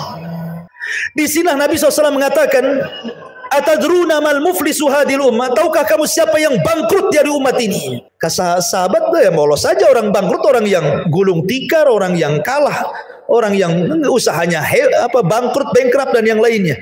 Kata Rasul, bukan itu. Orang yang bangkrut adalah orang yang datang pada hari kiamat membawa pahala solat, pahala zakat, pahala sedekah, pahala puasa, pahala ini, pahala itu.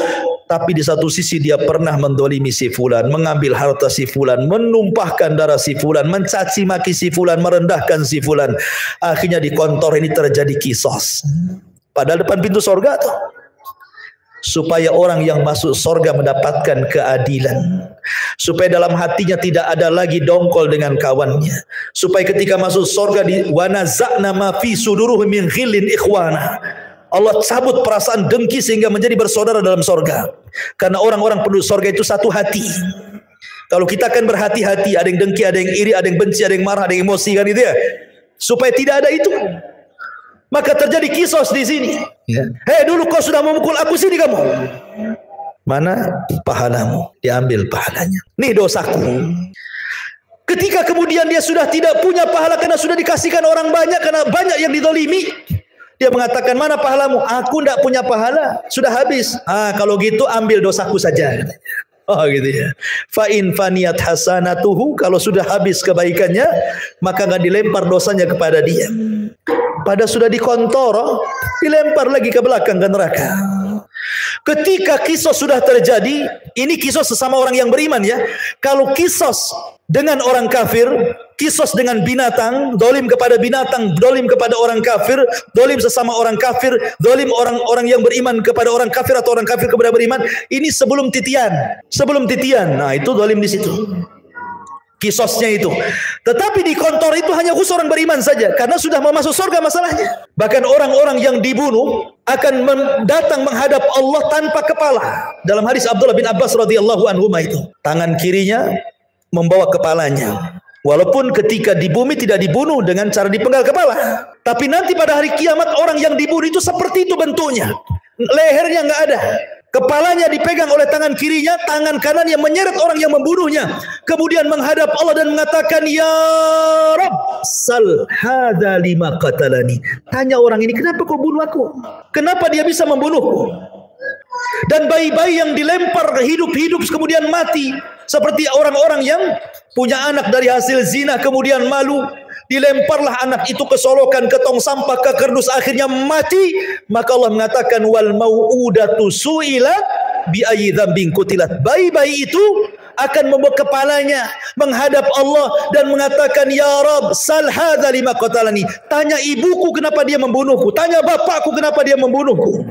Semua akan ada kisah, ikhwan. Hati-hati. Ya. Tapi kalau sudah tidak ada kisah lagi, baik antara orang kafir dengan orang yang beriman atau sebaliknya, manusia dengan binatang atau sebaliknya, kemudian kisah terjadi antara orang yang beriman dan sudah selesai, maka manusia berjubel di pintu sorga. Sayati alaikum zaman kadidum minaz ziham. Akan datang, kata Rasul, zamannya manusia akan berdesak-desakan di pintu sorga. Padahal mereka sudah diponis masuk sorga, tidak mungkin masuk neraka, tapi tidak bisa masuk sorga juga karena pintunya tertutup. Semua para nabi berusaha membuka, tidak bisa.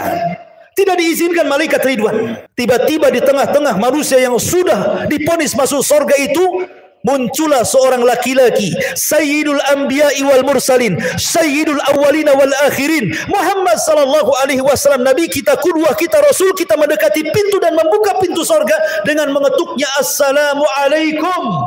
Maka Ridwan mengatakan, Waalaikumsalam. Man, siapa kamu?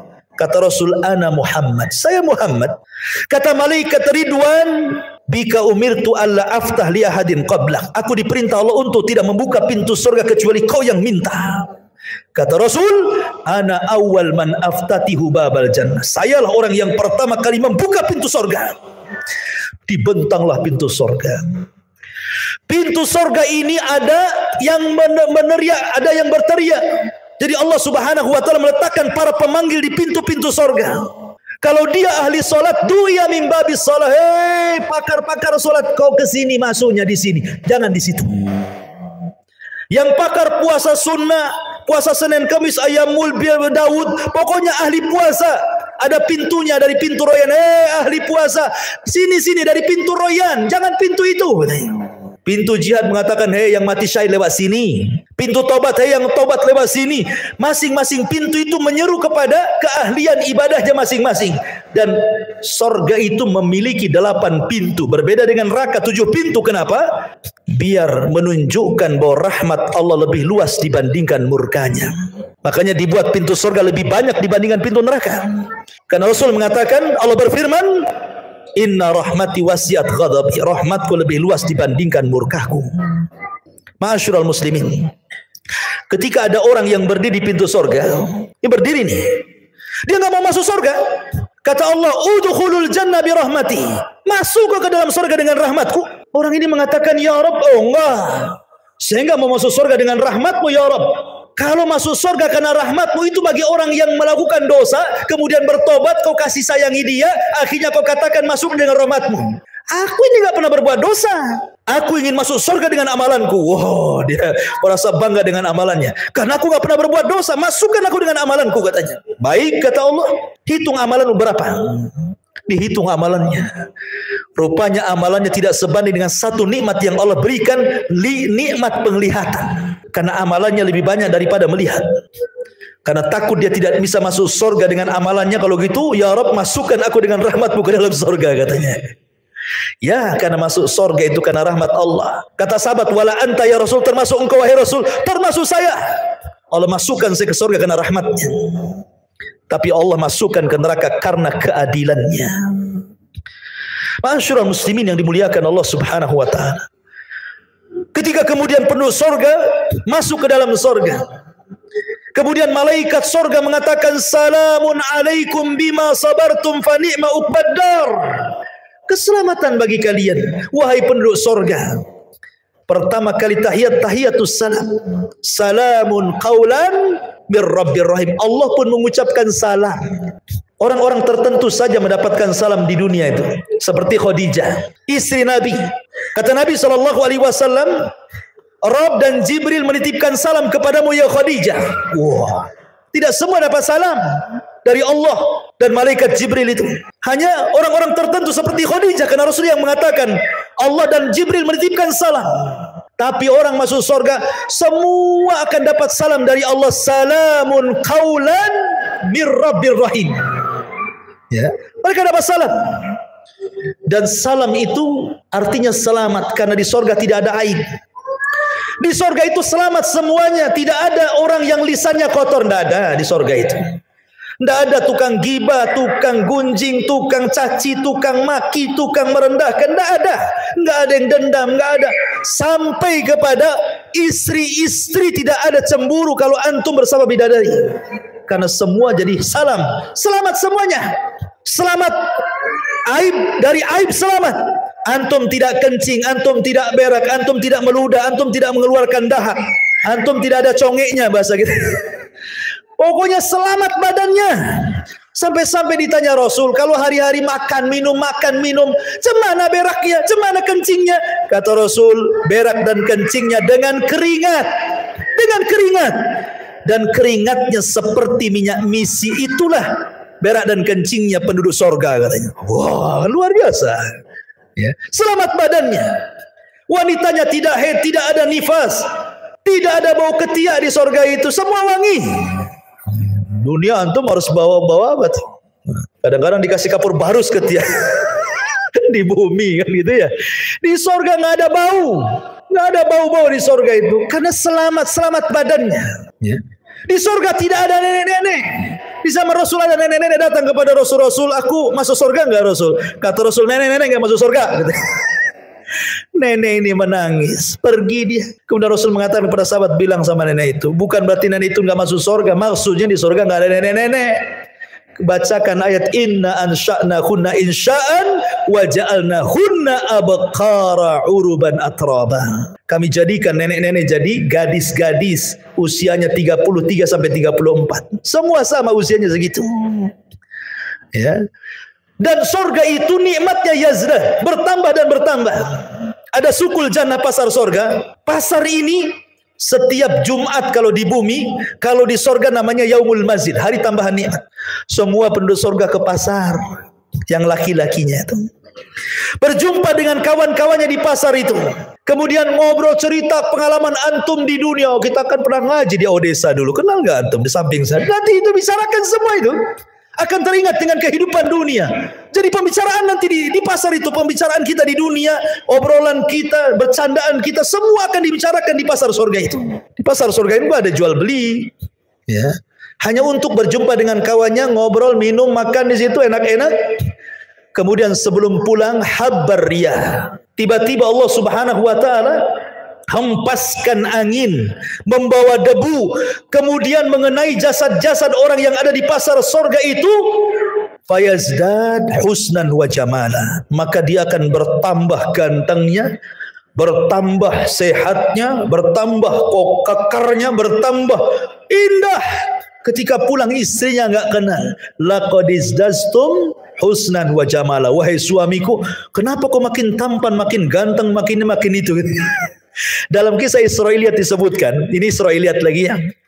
Jadi di pasar-pasar surga itu banyak gambar macam-macam. Ya, mungkin kalau di dunia itu antum tahu tukang cukur, kan banyak tuh gambarnya kan. Ada yang jenis begini rambutnya, jenis begini rambutnya, jenis begini, kan banyak tuh. Tinggal tunjuk saja, cukur saya seperti ini. Nanti dicukur kayak gitu kan.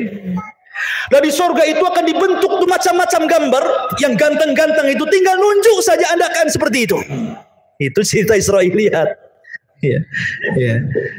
Oh kayak gitu. Kayak siapa? Antum kayak Abu Humairah, jadilah Abu Humairah. Gak mau lah gemuk gitu. Jadi mereka pulang itu berjumpa dengan istrinya, kata istrinya, laqad izdaztum husnan wa jamala. Hei suamiku, kenapa kau makin ganteng? Kata suaminya, kau juga kenapa makin cantik katanya. Jadi setiap minggu kenikmatan itu bertambah, makin ganteng. Makanan hari ini kalau dimakan besok lebih nikmat, kalau dimakan lusa lebih nikmat, dimakan lusanya lagi lebih nikmat, makin nikmat. Coba antum makan mangga, dibiarkan 1 bulan. Hari ini makan mangga, besok mangga dibiarkan 1 bulan. 1 bulan depan antum makan tuh mangga. Nanti atau setahun antum ada tinggal peloknya saja itu kan. Di sorga itu makin hari makin nikmat. Ya, luar biasa tuh. Makin hari makin ganteng. Coba antum hari-hari ke pasar sini, makin ganteng atau makin kusut tuh? Makin kusut kan itu. Stres apalagi bawa istri yang dicatat beli bawang, pulang beli baju pula kan. Stres lagi.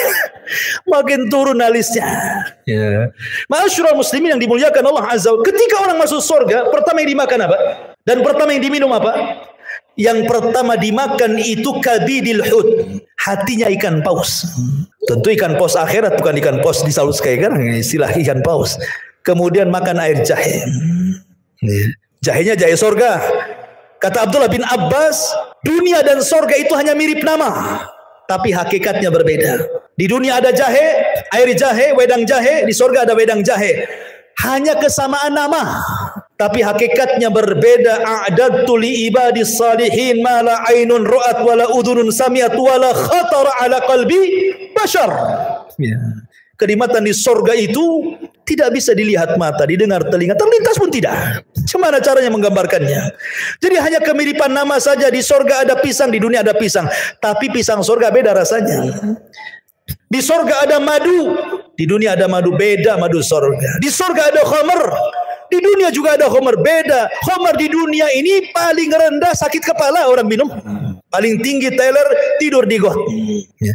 Tapi khamar di sorga itu ladzatul lisyaribin, lezat bagi peminumnya, lezat.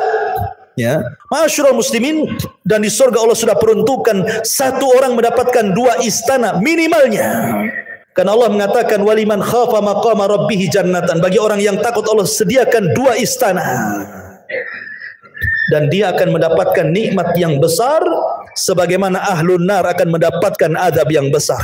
Ketika penduduk surga idza dakhala ahlul jannatal jannah wa idza dakhala ahlun narun nara, apabila penduduk surga masuk ke dalam surga, penduduk neraka masuk ke neraka, ji'a bil mauti ala suratil kabsi, didatangkan kematian dalam bentuk kambing gibas, disembelihlah kematian itu sehingga tidak ada kematian lagi. Maka datanglah penyeru kepada penduduk surga, ya ahlal jannah la mautalakum wa ya ahlan nar la mautalakum. Hei penduduk surga, tidak ada kematian. Hei penduduk neraka, tidak ada kematian. Maka penduduk surga akan mendapatkan nikmat selamanya, dan penduduk neraka akan mendapatkan azab selamanya. Itulah ringkasan perjalanan manusia dari kelahiran sampai wafat, sampai di padang mahsyar, sampai masuk ke dalam surga dan neraka.